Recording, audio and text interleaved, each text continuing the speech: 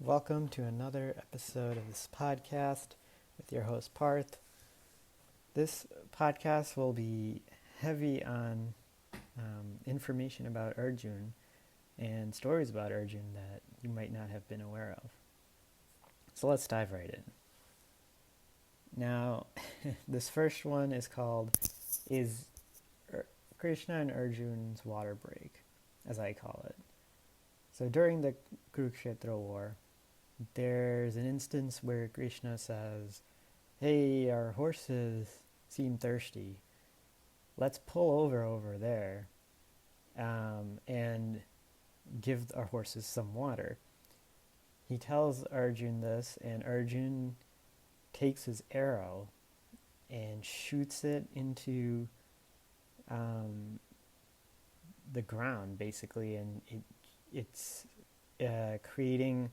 He creates a entire little horse stand where they can tie their horses. He just makes it out of arrows by just shooting a bunch of arrows to the ground. And it is by this gigantic pond/lake that just happens to be in the middle of the battlefield. And they take their horses there, they park there, and everyone's just kind of looking like, well, what is going on? You know? And the horses are just getting water, and they're getting a break. And they drink the water, and then they untie the horses back and leave. There's a description that says, "Great sounds of lamentation arose," basically. And just like, oh, why didn't anyone do anything and attack them while they were taking a water break right in the middle of a war? A fun little episode. I don't understand why they needed one on that one particular day at that time, but they did. The next is Arjun's dream. Now, Arjun has this dream after Abhimanyu dies. He makes this vow to kill Bhagadat. And Krishna thinks, why would you make this ridiculous vow? Now we're going to look like idiots if Bhagadat doesn't die. So Krishna is in panic mode. He tells Daruk, who's his charioteer, in the middle of the night, because Krishna can't sleep. And he tells him, load the Sudarshan Chakra, load my mace, the sword, and anything else you can.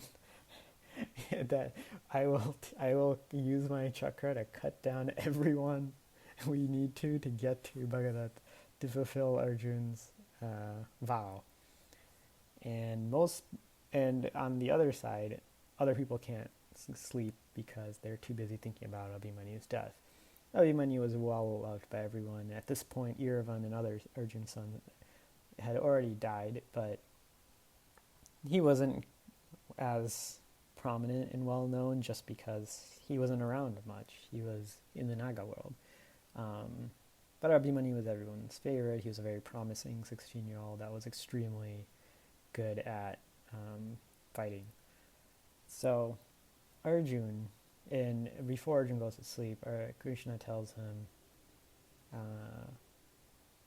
if only you could remember the Bushapatra weapon that Shiv Bhagwan had taught you before. Shiv Bhagwan taught him this weapon right before he went to heaven. Shiv Bhagwan comes to him in the form of a Kirata. A Kirata is a mountain-dwelling person. They're the people that live by the Himalayas. They're still there today, in Nepal particularly.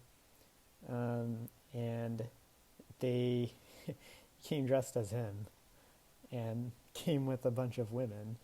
For some strange reason, Shiv Bhagwan is described twice as not what you think. First, one time, this is one instance where he shows up with a bunch of women. He's like this one Karata, and he gets into that wrestling match where Arjun can't beat him, and then he reveals himself as Shiv Bhagwan. There's actually another instance where it randomly pivots a scene to Shiv Bhagwan in the Himalayan mountain as this young-looking man sitting in this giant chair, playing with some dice and contemplating, while there's a circle of beautiful women around him. Not at all how you would normally picture Shiv Bhagwan. So some of these descriptions given of him is quite different from what you'd see on TV of just him constantly in this tiger bark outfit and looking like a homeless man in the graveyard.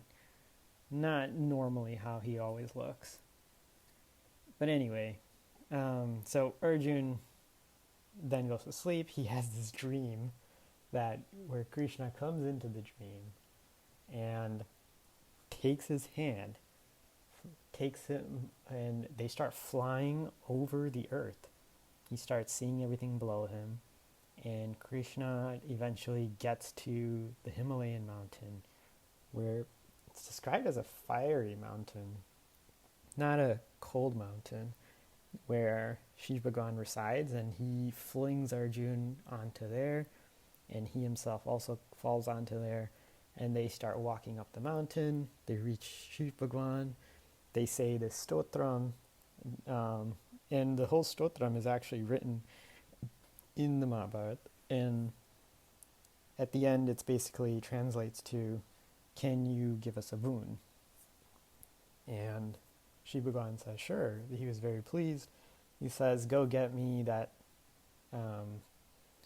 object that's in the ocean." I believe it's Lake Manasa, and there's like a lake in the mountain, in the Himalayan mountain, and he has to go get it. It's not as easy as he thinks because there's like a creature there, and he has to kind of fight it off, Arjun, of course, and then he gets it, gives it to Shiv Bhagwan. Shiv Bhagwan reteaches him the Bhushapatra weapon. Arjun wakes up, tells everybody about what happened, and everyone's just in awe about, wow, that was a crazy dream that you had there, Arjun.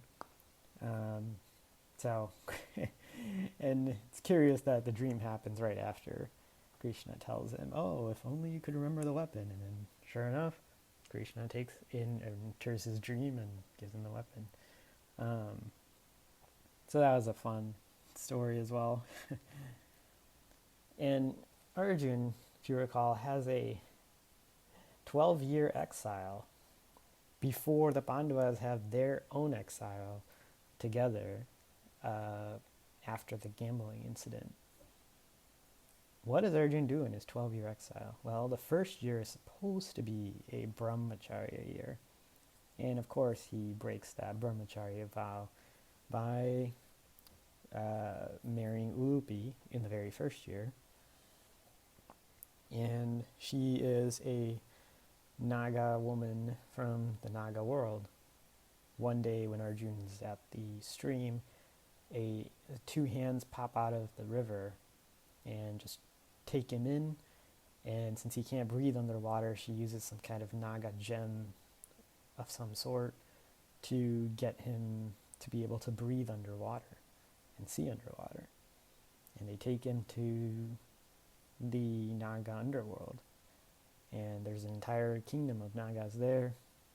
Arjun lives there for several years, has a kid with Ulupi, whose name is Iravan, then leaves. And eventually Arjun keeps wandering around. He meets some people. I think he goes to visit Parshuram at one point. And then he comes across Chitrangad, of course, as we know, and she becomes his wife, his another fourth wife. And then he has a son with her named Vabruvahan, who is actually the reason he dies the second time in the Mahabharata, because Vabruvahan is stronger than Arjun and beats him one-on-one at the end of the book, as we covered previously. So after he has that kid, he leaves. So that now you're about more than halfway into his exile. So what does he do? He eventually encounters Krishna, and Krishna thinks, "Hey, it's a great idea. Let's, as a way to just get rid of your exile faster, let's just hang out with me." So he goes to Dwarka and just chills in Krishna's couch basically for the next few years, and lives with Krishna and hangs out with him. And this is part of the beginning of why Arjuna is so close to Krishna. He's extremely devoted to him, as Krishna mentions in the Bhagavad Gita. But the reason he's devoted to Arjuna out of all the Pandavas, because Arjuna, remember, is not the oldest, he's not the smartest, he's not the strongest. Why Arjuna? It's because he's extremely devoted to him. But why is he devoted to him? It's because he spent years living with Krishna, a cousin he did not grow up with at all, only met in his adult age. And he had a lot of exclusive time with him that the other Pandavas just did not. And then eventually marries Krishna's sister, Subhadra, who's Arjuna's first cousin. And so this is one of two major disappearances for Arjuna from the Pandavas. The exile, the second being during their second exile, Arjuna's second exile, Pandava's first exile after the gambling incident. Arjuna, it goes to heaven. Why does he go to heaven? Because the Pandavas decide it's a good idea, along with Vedas, to have Arjuna learn all of the weapons, so the divine weapons, that he can summon in battle, because they will need all the help they can get fighting people like Bhishma and on the opposite side, in Dronacharya and Ashwastama. So he had to go to heaven to learn this. He makes it to heaven after meeting Shiv Bhagwan as a Kirata. Shiv Bhagwan first teaches him that weapon, then Indra comes along with Yam Bhagwan and Vayu, and they all teach him the weapons, and then they disappear, and then a spaceship taxi appears with Indra's chariot driver, and he picks Arjuna up. Arjuna gets in. They fly outer space. Arjuna looks out the window and describes that he sees all the stars, and he's told by the chariot driver that Arjuna, those look like stars, but they're actually beings of that kind that you can't comprehend as a human. So I thought that was pretty interesting. Just the fact that the detail it's given of him looking out a window of a spaceship and seeing stars, and the idea that, hey, these might be other beings extremely far away, and you just see them as stars because your mind can't comprehend what they are, what kind of being it is. So eventually they land in Indralok, the planet, and the place where they land is this giant Vimana garage, and Arjuna describes seeing thousands and thousands of spaceships, Vimanas, that are parked in this giant parking garage. He gets out, and then they walk up, and he sees a land that's filled with all types of heavenly things, and trees and flowers and plants, and the atmosphere and everything looks beautiful, and eventually he meets his dad, Indra. And he does special missions for Indra. Indra teaches, and so excited to teach his son all of these weapons and everything. And what's interesting here is that Indra is the king of heaven. He doesn't allow anyone to just go into heaven. But, of course, he makes an exception for his son. Who else but Arjuna can go into heaven for 5 years, then come back? And then he comes back and he tells the Pandavas and he starts showing the Pandavas all the cool weapons. He's like, hey guys, watch what I can do. And as he's summoning, these are powerful weapons. It describes it as the ground shakes, trees start collapsing, and suddenly Narad appears, and he's like, hey Arjuna, you should not be just summoning weapons to show people. These should be used when necessary, because you're disturbing the environment.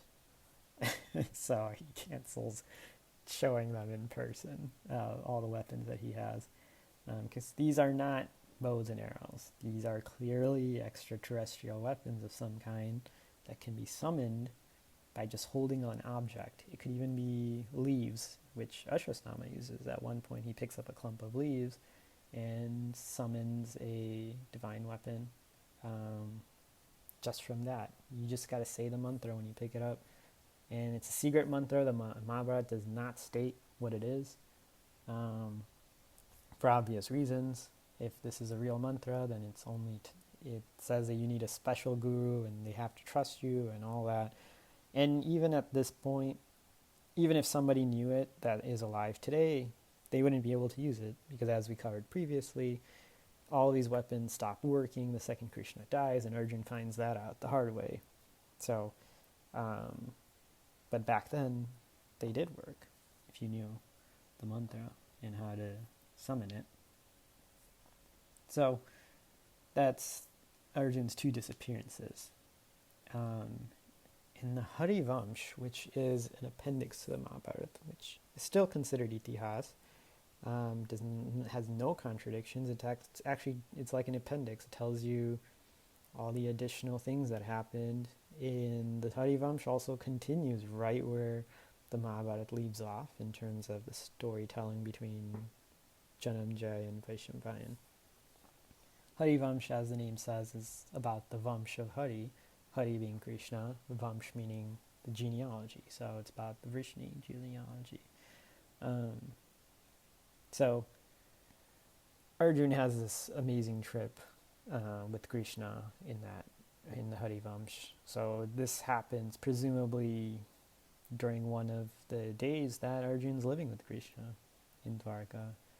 A man comes by and says that he asks Krishna if he can bring his dead son that died many years ago back to life. Krishna takes him and Arjuna. They enter an area between 2 giant mountains. Arjuna passes out. So does the other guy. Krishna, he wakes up and he sees Krishna in a blurry image holding a child like a baby in the form of how it looked years ago when it died. And Arjuna's wondering, where are we? Krishna says, we are in the Brahman.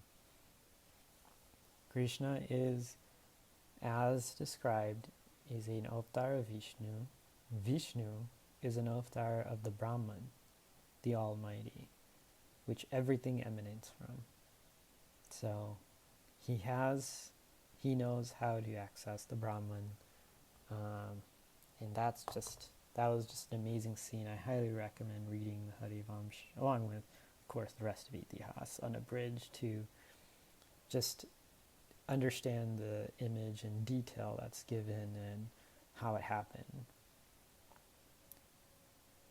So there's also the story of Arjuna's revival. So Arjuna is at one point towards the end, post Kurukshetra war, they have another horse sacrifice type event where a horse goes around, and wherever the horse goes, Arjuna follows it and conquers the land it attends. At one point it arrives in the land of Babruvahan.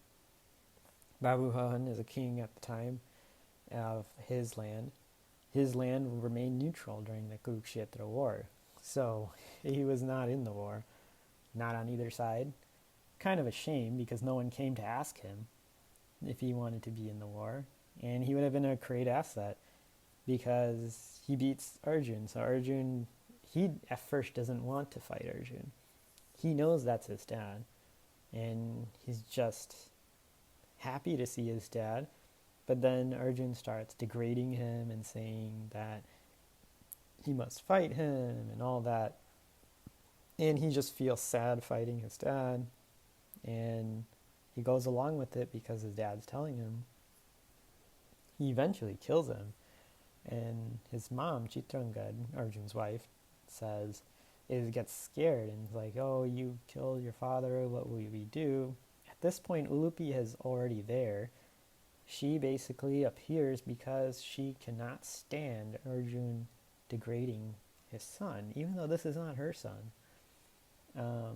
It's one of his sons, though. And she says when he dies that she knows a Naga way to bring him back.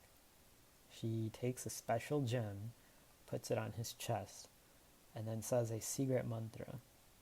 Arjuna revives. his eyes open. He wonders, where am I? Why are both of you here? Ulupi and Chitrangad. And they have to tell him what happened, and he understands. He's no longer degrading his son. And maybe he realizes the mistake he made at that point. So Arjuna, not always the best father, of course, pretty absent father. But it's just amazing to see. You can really feel Babu Vahan's pain of seeing his dad talk to him like that after he's been wanting to see his father for so long. And he turns out to be such a fantastic person and king that rules over that land, despite not having his father there his whole life. And he becomes an excellent warrior. It doesn't really say who taught him how to fight. Arjun learned from amazing Dronacharya, right? And Arjun wasn't the best because Eklavya was the best, and they had to, of course, take Eklavya's thumb, and he was still too good, so then Krishna kills Eklavya preemptively before the Mahabharata war, because Jarasan, his general, is Eklavya's dad. So because of that relationship, they would be on the Kaurava side on the Kurukshetra war. Can't have that. Arjun's already got big problems with Karn on the opposite side. And so Eklavya would just be a disaster. So Krishna preemptively disarms that side by killing Eklavya, who, by the way, is his own cousin, his first cousin. Isn't that amazing? Eklavya's mom is a Yadav that is a sibling of Vasudev. So there's that. The final two kings are Vijay of Indraprastha and Parikshit in Hastinapur, Parikshit being the main one. They're both Yadavs. I don't know if everyone realizes this, but there's zero Kuru blood in either of them.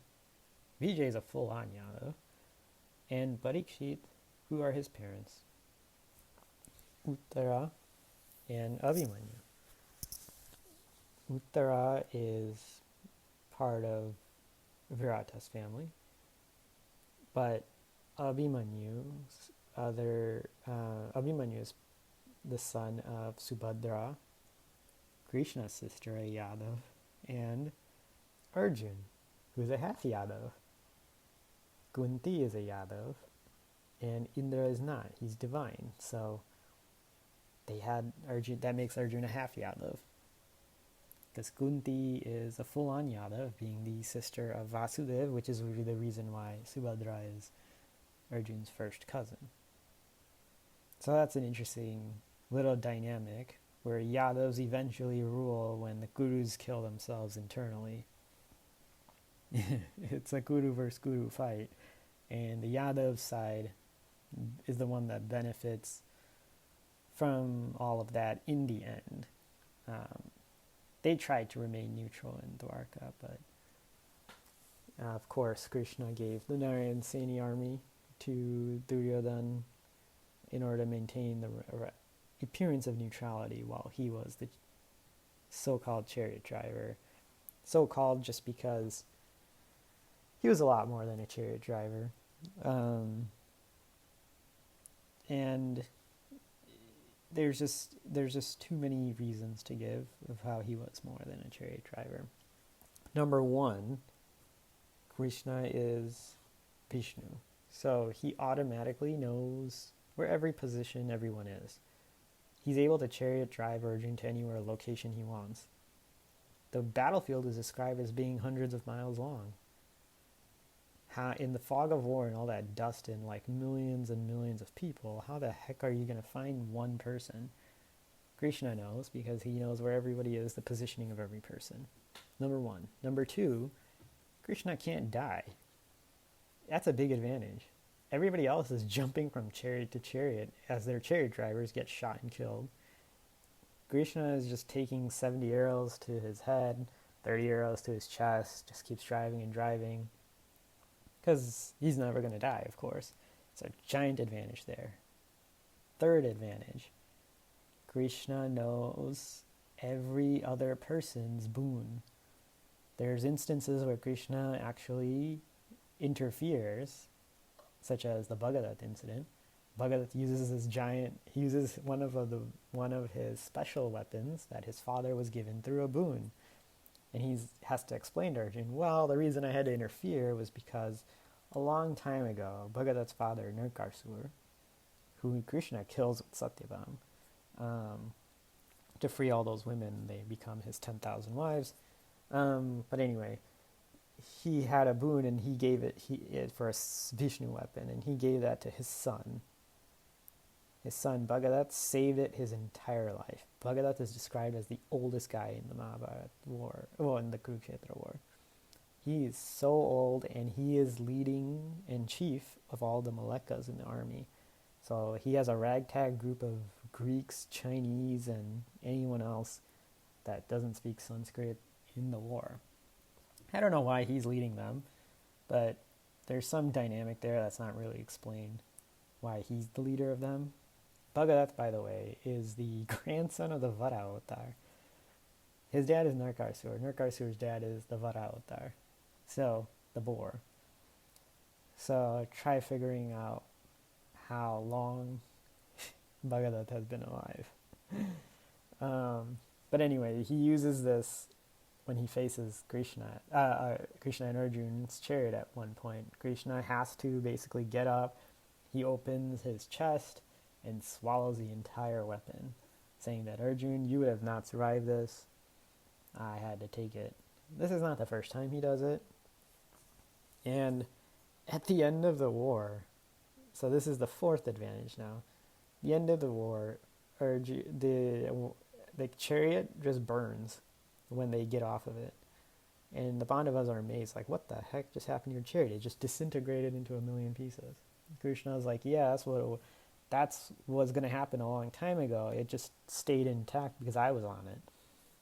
The thing is, you've had so many missiles and weapons that are powerful that have been aimed in your direction during that war that you would have died 1,000 times over if I was not there. It was only because of me that you stayed alive and the chariot stayed intact. Basically, that makes sense because there is actually someone online who went through and made a scorecard of everybody's wins and losses during the Kurukshetra war for the main people. It's like it'll say Karn won 6 times, lost 7 times. Dronacharya won 15 times, lost 10 times. Like, lost meaning they retreated from battle because they realized they were overpowered, they lost their chariot driver, they need, how you retreat in battle. It doesn't mean they died. It just means they lost that battle. Every single person had at least a loss. Even Bhima and Bhishma had losses where they retreated. Retreats count as loss. The only person who had 0 losses, 0 retreats, was Arjuna. And why was that? It was because of Krishna. So what's happening is Arjuna's going around shooting a bunch of arrows. Krishna is driving around. So Arjuna thinks he's the best guy in the entire war because he can't be killed.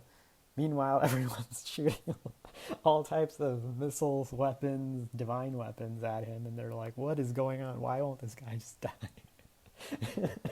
He thinks he's indestructible, but it was because of Krishna that nothing was impacting him. Krishna was swallowing up or like blocking every type of attack coming at him. One particular situation is like Arjuna, they're fighting at one point, and if you recall, there was there was a few snakes that Nagas that were saved, that were granted clemency after the Khandava forest incident by Arjuna. One of them comes on the Kaurava side and says, hey, attach me to one of the weapons and I will inflict my poison and make sure that Arjuna dies. So the Kaurava side attaches a snake to this weapon, shoots it at Arjuna. Krishna sees it coming a mile away and he's like, watch out. Arjuna, and like he pushes, it describes Krishna as taking his two hands, pushing the entire chariot down into the ground. The arrow with the snake comes, misses Arjun's chest, and hits his head where he is wearing the crown, and it has his Arjun's diadem. That's why Arjun's called Kiriti. There's a celestial diadem, and it knocks it off his head. Arjun's like, "What the heck was that?" And he sees the snake, and Krishna's has to remind him, "Hey, that snake is coming back to get its revenge for what you did in kind of a forest." So, all types of little things that during the war Krishna has to protect Arjun from. He repeatedly has to tell Arjun to do this and do that. There's actually the famous scene that everyone knows of Arjun not willing to fight Bhishma, so Krishna gets out of the chariot himself, picks up a wheel, and is about to fight Bhishma himself. This scene does not play out how people think it does. Bhishma is welcoming Krishna, and he's like, "Oh, thank God Vishnu's coming to kill me," because he knows the truth that if Vishnu kills you, you will achieve Vaikuntha. So whether you're a good person or a bad person, every person killed by Vishnu automatically goes to heaven. That's the rule that's given, because if you're so much of an important person that Vishnu himself has to kill you. Bhishma welcomes this. Arjun's like, "No, don't break your vow." He's like, "I promise I'll do it." And this actually happens twice. And keep in mind, this is after the Bhagavad Gita, because the Bhagavad Gita was in the beginning. So, of course, Arjun listens to this whole thing, says, "I know what I have to do in my duty," but all he's really doing is dancing around the issue by shooting around people, making sure he doesn't actually kill a lot of the important people. He just shoots around them and annoys them. And Krishna sees this, gets very annoyed many times, and he has to keep telling Arjun, like, "Hey, shoot to kill." He even tells him, he's like, "Shoot Krithvarm and kill him. I know he's my cousin and my kin. He's a fellow Yadav on the opposite side because he's on the Narayan Seni." He's like, "Just kill him." It's like, Krishna does not care because he is Vishnu. He knows how the outcome is. He even tells Arjun that, "Don't worry, all of these people have already been slain by me." He says that in the Bhagavad Gita. So it's just interesting. Arjun hears this entire Bhagavad Gita and completely disregards a lot of the lessons that Krishna says in the heat of the moment in terms of war. Krishna has to repeatedly remind him to do things, do this, do that, gets angry at him when he doesn't listen. So that's all interesting. Of course, the funny incident of Arjun having to saying he forgot the Bhagavad Gita and having to relearn it in the form of the Anugita at the end. But that's the kind of person Arjuna is. So a man who spent 24 years in exile, when you count both exiles, 5 years in heaven, and married his first cousin. Two people that he married don't know the other two. Chitrangada and Ulupi know each other by the end, but Draupadi and Subhadra think that Arjuna only has two wives. There's never a situation he mentions it. There's never even a situation they know about the other two wives. So it's interesting dynamic he has there. And I guess it's Arjun's right, maybe, to... I'm not here to analyze what's right and what's wrong for the behavior of Kshatriyas. But yeah, Arjun, those are the most interesting things I found about Arjun specifically. So, and one last thing I want to mention is that my name, Bharth, is often associated with Arjun, but it's actually referring to all of the Pandavas. A lot of people don't realize this, but Bharata refers to anybody who is the son of Kunti. Kunti's alternative name is Pritha. Pritha's son is Bharta. And she tells this to Karn when there's a situation when Karn is being convinced by Krishna and Kunti to switch sides. And Kunti tells him, "You can become a Bharta." she means that if you switch sides, I will treat you like my son, which he is technically, but he's not raised by her. So all of the Pandavas are often referred to as Parth too. They even say sometimes the Parthas and the Parths instead of calling them the Pandavas, because 3 are Kunti's sons, 2 are Madri's sons, but the Madri sons are adopted by Kunti when Madri kills herself in the funeral pyre of Pandu. So Kunti really is the one that ends up having to raise the rest, all 5, without a husband.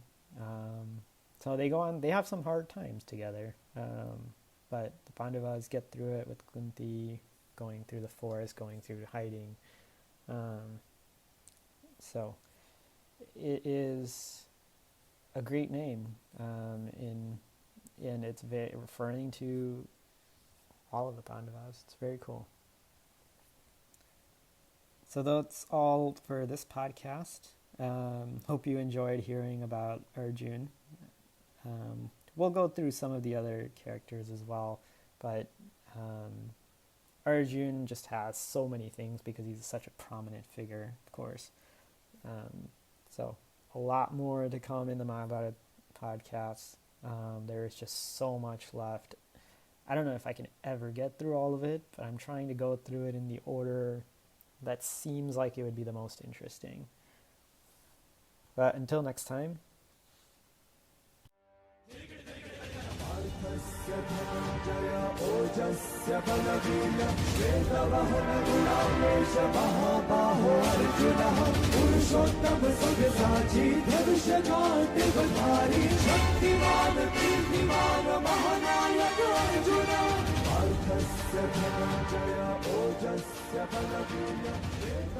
Arjuna